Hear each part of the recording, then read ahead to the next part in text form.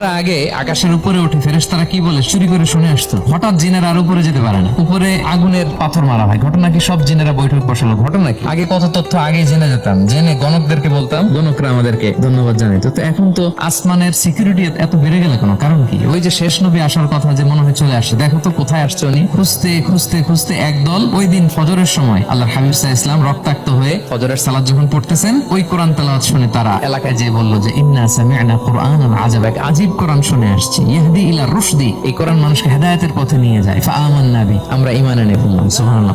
সব শেষে আল্লাহর হাবিব সাল্লাল্লাহু আলাইহি ওয়াসাল্লাম ওয়াসআলহু মা ইউকিক, জিবরাইল যাও জিজ্ঞেস করো তো আমার বন্ধু এত কাঁদে কেন, কি চায়? আল্লাহর হাবিব সাল্লাল্লাহু আলাইহি ওয়াসাল্লাম বলবে আল্লাহ আমার উম্মতকে বাঁচাও। আল্লাহ তাআলা জিবরাইল মারফত বলবেন যে ইযহাব ইলা মুহাম্মদ সাল্লাল্লাহু আলাইহি ওয়াসাল্লাম, যাও মুহাম্মদের কাছে যাও, ওয়া কুল লাহু, তাকে বলো দুনিয়াতে যেমনি কখনো কষ্ট পেতে দেই নাই, বারবার তাকে হ্যাপি করেছি, খুশি করেছি, আজকের এই কঠিন দিনেও আমার হাবিবকে আমি কষ্ট দিব না, তার উম্মতের ব্যাপারেও তাকে আমি খুশি করে দেব।